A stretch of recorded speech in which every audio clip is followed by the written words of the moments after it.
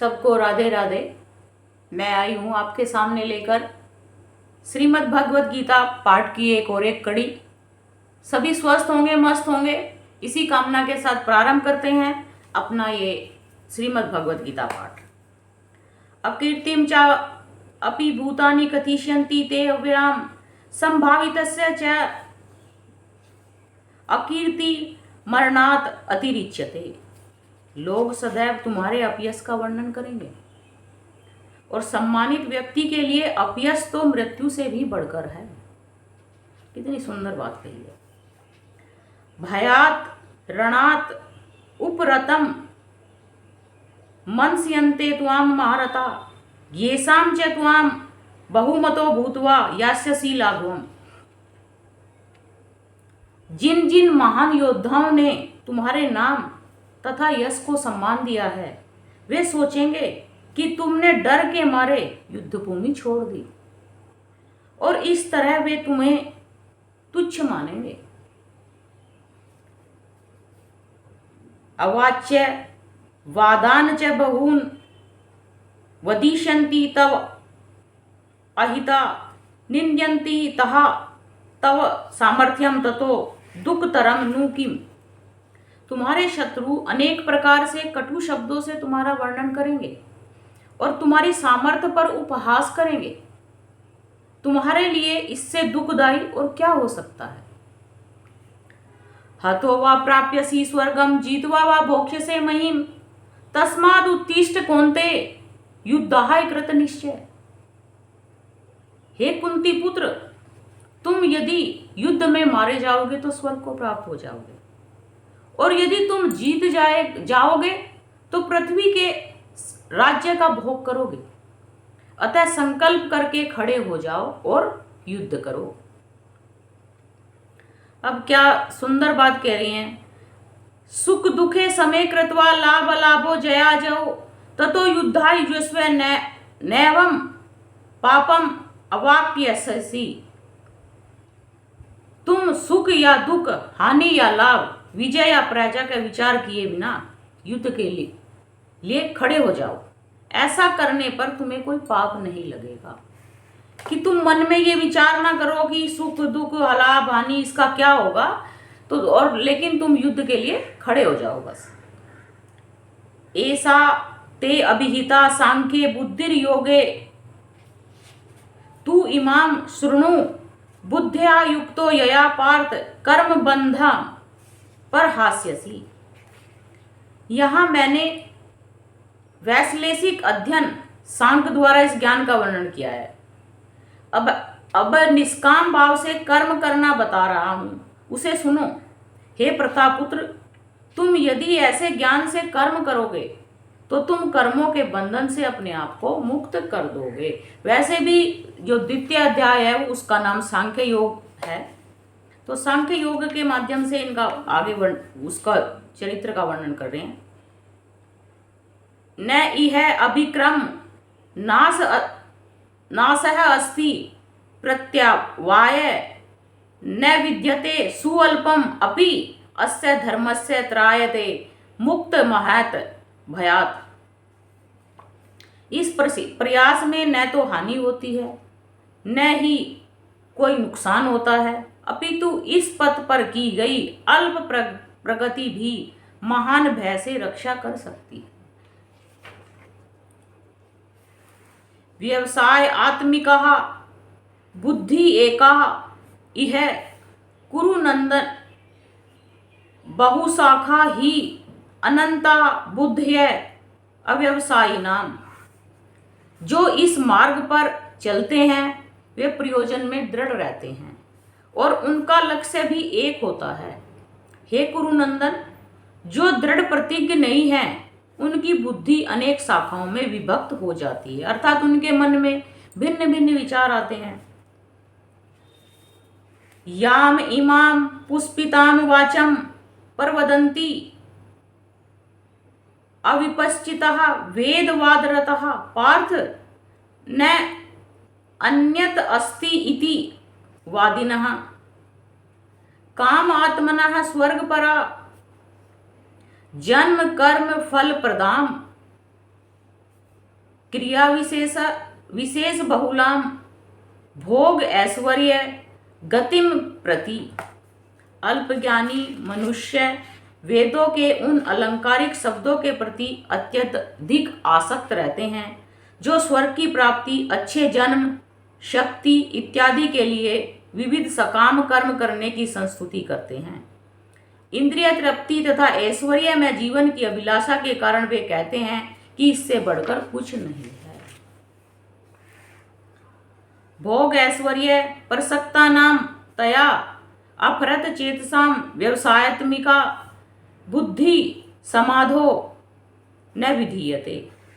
जो लोग इंद्रिय भोग तथा भौतिक ऐश्वर्य के प्रति अत्यधिक आसक्त होने से ऐसी वस्तुओं से मोहग्रस्त हो जाते हैं, उनके मनों में भगवान के प्रति भक्ति का दृढ़ निश्चय नहीं होता। अर्थात जो मोह में चले जाते हैं, उनके विषय में भगवान का उनके प्रति दृढ़ आसक्ति नहीं रहती। त्रैगुण्य विषयावेदः निस्तयी गुण भव अर्जुन निर्द्वंद नित्य सत्वस्थः निर्योग क्षेम आत्मवान। वेदों में मुख्यतः प्रकृति के 3 गुणों का वर्णन हुआ है। प्रकृति के 3 गुण क्या है? सत्व, रज और तमस। हे अर्जुन, इन तीनों गुणों से ऊपर उठो, समस्त द्वैतों और लाभ द्वारा सुरक्षा की सारी चिंताओं से मुक्त होकर आत्मपरायण बनो। यावान अर्थ उदपाने सर्वतः समलुप्ते उदके तावान सर्वेषु वेदेषु ब्राह्मणस्य विजानत। एक छोटे से कूप का सारा कार्य एक विशाल जलाशय से तुरंत पूरा हो जाता है। इस प्रकार वेदों के आंतरिक तात्पर्य जानने वालों को उनके सारे प्रयोजन सिद्ध हो जाते हैं। अब देखो, ये सुंदर श्लोक है, इतना लोक प्रचलित है, सभी लोग इसको बोलते हैं। कर्मण्येवाधिकारस्ते मा फलेषु कदाचन मा कर्म फल हेतुर्भूमा ते संगो असत्व कर्माणि।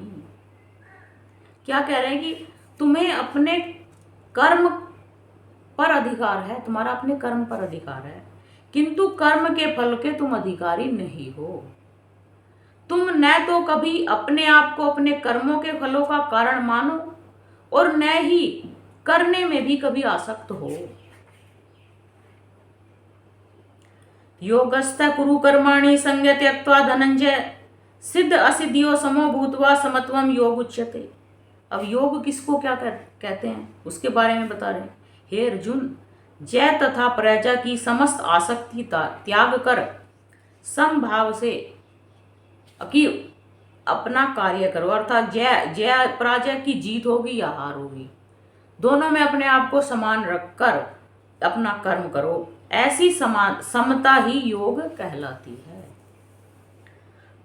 दूरेण ही अवरम कर्म बुद्धि योगात धनंजय बुद्धौ शरणम अन्विच्छ कर्पणा फल हेतुवः।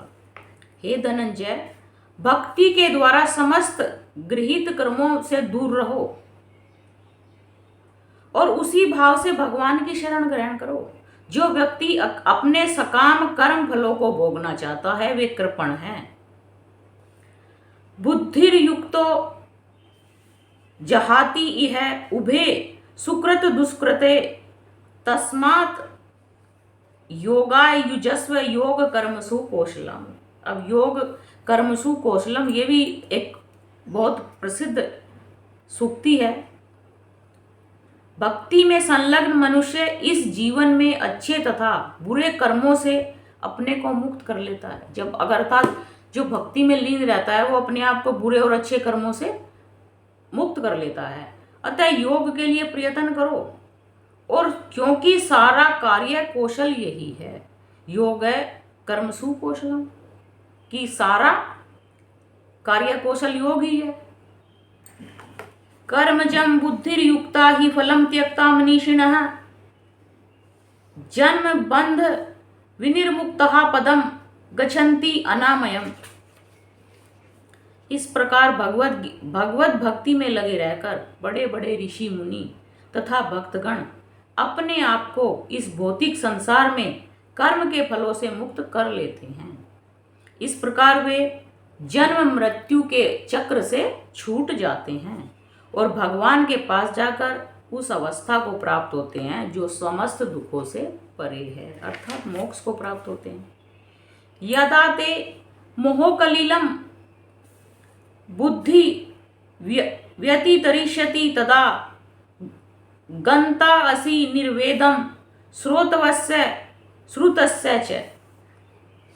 जब तुम्हारी बुद्धि मोह रूपी सघन वन को पार कर जाएगी तो तुम सुने हुए तथा सुनने योग सबके प्रति अनमनस्व हो जाओगे, अर्थात कि जो तुम कुछ भी किसी के प्रति भी तुम्हारे मन में मोह नहीं होगा। अब आगे क्या कह रहे हैं, श्रुति विप्रतिपन्नः तेह यदा स्थास्यति निश्चलः समाधो अचलः बुद्धि तदा योगम अवाप्स्यसि। अब क्या करें, जब तुम्हारा मन वेदों की भाषा से विचलित न हो और वह आत्मा साक्षात्कार की समाधि में स्थिर हो जाए, तब तुम्हें दिव्य चेतना प्राप्त होगी, अर्थात तुम्हें आत्म साक्षात्कार प्राप्त होगा। अब अर्जुन के मन में एक आया विचार कि यहाँ पे समाधि शब्द आया है अलग से। अब पूछ रहे हैं उनसे श्री कृष्ण से कि यह समाधि क्या है। स्थित प्रज्ञ से का भाषा समाधिस्तस्य केशव स्थित धी के किम प्रभासेत किम आसीत किम व्रजेत किम। क्या कह रहे हैं, हे कृष्ण, अध्यात्म में लीन चेतना वाले व्यक्ति अर्थात स्थित प्रज्ञ के क्या लक्षण हैं, वो कैसे चलता है, कैसे बोलता है और कैसे बैठता है, उसकी क्या भाषा है। अब श्री भगवान उवाच, श्री कृष्ण बोले, परजहाति यदा कामान सर्वान पार्थ मनैगतान आत्मनि एव आत्मा तुष्टः स्थित प्रज्ञः तदा उच्यते। अब क्या कह रहे, भगवान कह रहे हैं, पार्थ, जब मनुष्य मनोधर्मों से उत्पन्न होने वाली इंद्रिय तृप्त की समस्त कामनाओं का परित्याग कर देता है, अर्थात मन में जिसके जो कामना उठती है उनका सबका त्याग कर देता है, जब इस तरह से विशुद्ध हुआ उसका मन आत्मा से संतोष प्राप्त करता है, तो वह विशुद्ध दिव्य चेतना को स्थित प्रज्ञ कहा जाता है। अर्थात जिसके मन में जो कामनाएं हैं, कामनाओं से दूर हो जाता है, वही स्थित प्रज्ञ है। दुखेषु अनुदिग्न मना सुखेषु विगत स्पृह वीतः वीत राग भय क्रोध स्थित धी मुनि उच्यते। और फिर से उसी को बता रहे कि स्थित धी किसको कहते हैं, जो तीन तापों के होने पर भी मन में विचलित नहीं होता अथवा सुख में प्रसन्न नहीं होता, जो आसक्ति भय तथा क्रोध से मुक्त है, वह स्थिर मन वाला मुनि कहलाता है। यह सर्वत्र अनभिस्नेह तत् तत् प्राप्त है शुभ अशुभम अभिनंदति न द्वेष्टि तस्य प्रज्ञा प्रतिष्ठिता। इस भौतिक जगत में जो व्यक्ति न तो शुभ की प्राप्ति से खुश होता है और न अशुभ प्राप्त होने पर घृणा करता है, वह पूर्ण ज्ञान में स्थिर होता है। यदा संहरेत चायम कूर्मो अंगानीव सर्वस इंद्रियाणि अभ्यार्थ्य तस्य प्रज्ञा प्रतिष्ठिता। जिस प्रकार, क्या कछुए के माध्यम से इसका बता रहे हैं, जिस प्रकार कछुआ अपने अंगों को संकुचित करके खोल के भीतर अपने आप को कर लेता है, उसी प्रकार मनुष्य अपनी इंद्रियों के विषयों से खींच लेता है। अर्थात उसकी इंद्रियों को के जो विषय जो है, जैसे आंखों का विषय है देखना, कानों का विषय है सुनना, तो वह उन सब से अपने इंद्रियों को खींच लेता है। अर्थात उसे कोई चीज बुरी दिखाई नहीं देती, बुरी सुनाई नहीं देती। वह पूर्ण चेतना से दृढ़ता पूर्वक स्थिर होता है। अर्थात अपने आप को, अपनी इंद्रियों को इन विषैले पदार्थों से जो, या कुछ भी जो जिस जिस इंद्रिय का जो जो विषय है, उन सब से अपनी इंद्रियों को हटा लेता है। जिस प्रकार कछुआ अपने अंगों को उस एक खोल के अंदर समेट लेता है, उसी प्रकार वो जो मुनि है वो भी अपनी इंद्रियों को विषयों से हटा लेता है। इसको अब हम यहीं समाप्त करते हैं और सबको राधे राधे। अपना प्यार यूं ही बनाए रखिए और जय श्री राम बोलते हुए, राधे राधे बोलते हुए मैं इसको यहीं समाप्त करती हूँ। सभी से का बहुत बहुत धन्यवाद। जय श्री राम।